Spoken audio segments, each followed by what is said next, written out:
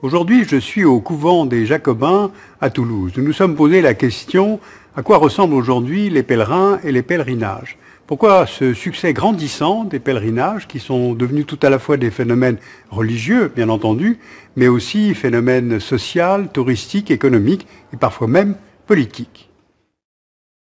Vous voyez sur cette carte les principaux sites religieux et lieux de pèlerinage dans le monde. Ils se trouvent sur tous les continents et concernent presque toutes les religions. L'hindouisme, le bouddhisme, l'islam, le christianisme, le judaïsme, le taoïsme, le shintoïsme, le sikhisme, et la liste n'est pas exhaustive, les religions animistes ont aussi leur lieu de pèlerinage. Et certains sites accueillent des pèlerinages multireligieux, comme Jérusalem, où convergent à la fois des musulmans, des chrétiens et des juifs. Certains pèlerinages sont très anciens, comme le pèlerinage de Kurukshetra en Inde, qui remonte au IIe siècle avant Jésus-Christ. D'autres peuvent être beaucoup plus récents, comme celui de Notre-Dame de Béchouat au Liban, où un enfant aurait assisté à une apparition de la Vierge en 2004. Parmi les pèlerinages qui rassemblent le plus de croyants, on trouve la Kumbh Mela en Inde, qui a réuni 120 millions de personnes à Allahabad en 2013. C'est un pèlerinage hindou, organisé tous les 3 ans. Amritsar, en Inde, où 30 millions de Sikhs se rendent chaque année dans l'enceinte du Temple d'Or. Guadalupe, au Mexique, c'est le plus grand pèlerinage catholique qui accueille 20 millions de pèlerins pendant l'année. Karbala, en Irak, qui rassemble 15 millions de musulmans chiites. Aujourd'hui, entre 300 et 330 millions de personnes visitent les principaux sites religieux dans le monde chaque année, alors qu'il n'était que 240 millions en 2000. Alors cet engouement pour les voyages religieux est dû notamment à la baisse du coût des transports qui a permis le développement du tourisme de masse. Et grâce à l'afflux des pèlerins, les pèlerinages sont devenus une source de revenus à part entière pour ces lieux sacrés. Prenons le cas de la Mecque, en Arabie Saoudite. Le pèlerinage à la Mecque, ou le Hajj, est l'un des 5 piliers de l'islam et il doit être accompli par tous les croyants au moins une fois au cours de leur vie, le dernier mois du calendrier musulman. Parmi les étapes du pèlerinage, il y a le passage à la Kaaba. Et du fait du succès du pèlerinage, la ville de la Mecque s'est développée tout autour de la grande mosquée qui entoure la Kaaba.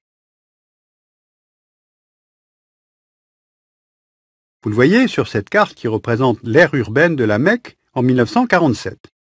À cette époque, environ 100 000 personnes participaient au Hajj chaque année. Eh bien aujourd'hui, ils sont près de 4 millions. Et au total, 12 millions de personnes visitent la ville tout au long de l'année.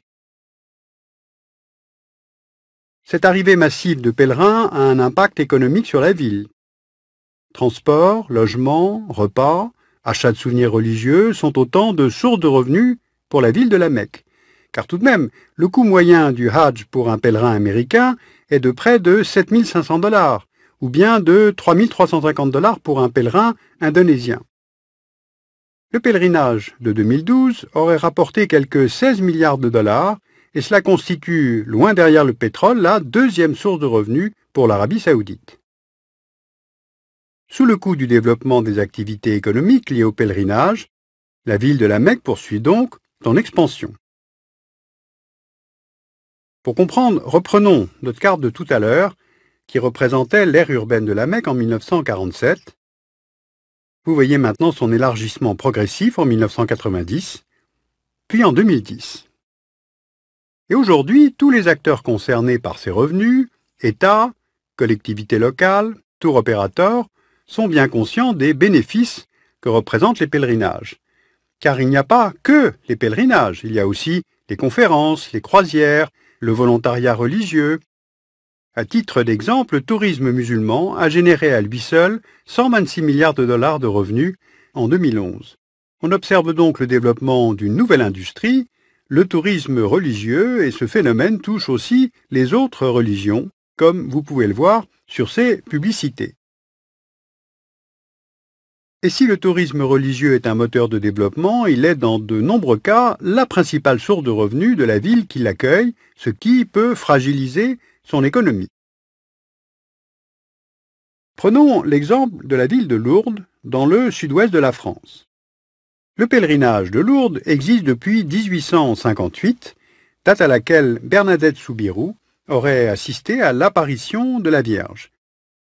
En 1862, l'Église catholique reconnaît officiellement Lourdes comme un lieu de pèlerinage. Voici une carte de la ville sur laquelle vous pouvez voir le quartier où sont regroupés les principaux bâtiments et lieux religieux visités par les pèlerins. La grotte des apparitions, les piscines d'eau bénite, les diverses basiliques, et la concentration des sites religieux et l'afflux de pèlerins ont attiré les marchands du temple, c'est bien le cas de le dire, désireux de profiter des retombées économiques du pèlerinage. Mais leur présence n'est pas toujours du goût de l'Église, qui estime que cette industrie menace l'esprit du pèlerinage. L'Église a donc refusé l'implantation des commerces dans la zone des sanctuaires. Ceux-ci se concentrent aujourd'hui dans les artères que vous voyez là sur la carte empruntée par les pèlerins pour accéder au sanctuaire. Ville de commerce, Lourdes est aussi deuxième cité hôtelière de France après Paris, avec près de 13 000 chambres d'hôtel pour 15 000 habitants. Autre particularité de Lourdes, des trains spéciaux sont affrétés par la SNCF pour assurer le transport des pèlerins. En 2011, plus de 300 trains spéciaux ont circulé pour conduire près de 200 000 pèlerins sur le lieu du pèlerinage. Donc cette ville est devenue largement dépendante des revenus tirés du pèlerinage. En 2011, plus de 6 millions de pèlerins sont venus à Lourdes et le chiffre d'affaires généré sur l'année par les commerçants est estimé à plus de 320 millions d'euros. Or, avec la crise économique, mais aussi de nombreuses inondations qui ont touché Lourdes en 2012 et 2013, cela a entraîné la diminution du nombre de pèlerins, du montant des donations et donc des recettes générées par le pèlerinage, ce qui se traduit par une baisse du chiffre d'affaires estimé en 2012 à 13 millions d'euros. La dépendance économique de Lourdes à l'égard de son pèlerinage rend donc sa situation économique fragile. Les pèlerinages n'ont pas seulement un impact économique, ils ont aussi un impact environnemental. Car l'arrivée massive de pèlerins sur une courte période de l'année exerce une pression parfois très importante sur l'environnement du lieu de pèlerinage. Pour comprendre, rendons-nous à Amarnath, en Inde, dans l'état du Jammu et Cachemire.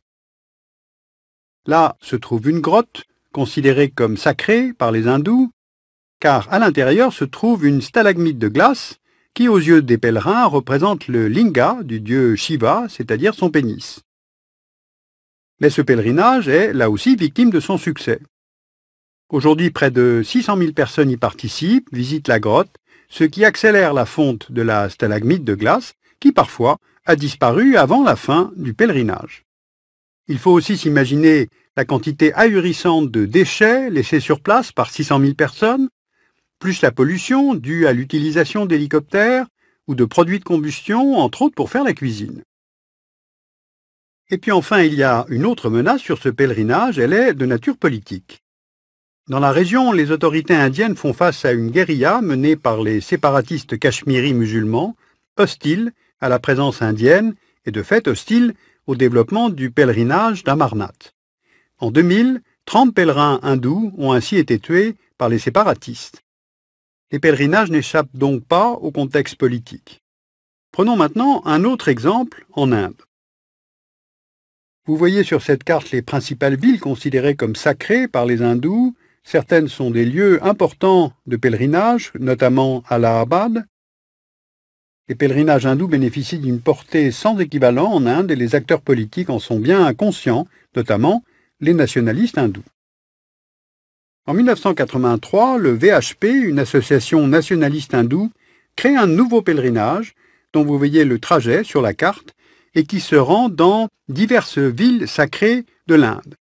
Cette expérience a été réitérée plusieurs fois jusqu'en 2006, parce que les nationalistes souhaitent profiter de la portée des pèlerinages pour faire passer un message politique et mobiliser ainsi les hindous. Et bien, fort du succès de ces pèlerinages, de fait, les nationalistes hindous ont étendu leur influence politique sur le plan national. On l'a compris, le comportement du pèlerin aujourd'hui ressemble de plus en plus au comportement du touriste. D'ailleurs, en sens inverse, de nombreux laïcs sont pèlerins occasionnels. Ils ont envie de réaliser un voyage, une marche spirituelle ou tout simplement personnelle. Ce que j'ai voulu vous montrer aujourd'hui, c'est que les pèlerinages sont des phénomènes qui ont des conséquences environnementales, économiques, politiques et bien entendu religieuses. Il s'agit donc d'un fait social total.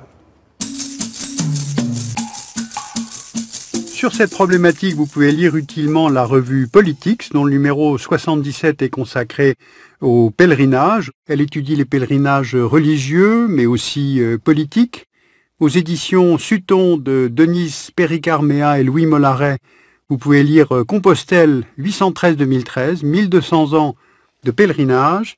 Et puis aux éditions Cambridge, publié en 2012, le livre Pilgrimage at the Edge of Globalization. Ce sont plusieurs études de cas que nous n'avons pas envisagées dans l'émission d'aujourd'hui, Thaïlande, Autriche, Liban, Grèce, Brésil, et elles permettent d'étudier les conséquences sur l'économie, les politiques, les sociétés des pays étudiés. Et puis je voulais vous signaler la sortie d'un nouveau coffret DVD, le volume 4, dans lequel nous vous proposons 80 épisodes issus des 3 dernières saisons du Dessous des cartes et regroupés en 5 grandes thématiques internationales. Vous pouvez vous le procurer en magasin et sur arteboutique.com.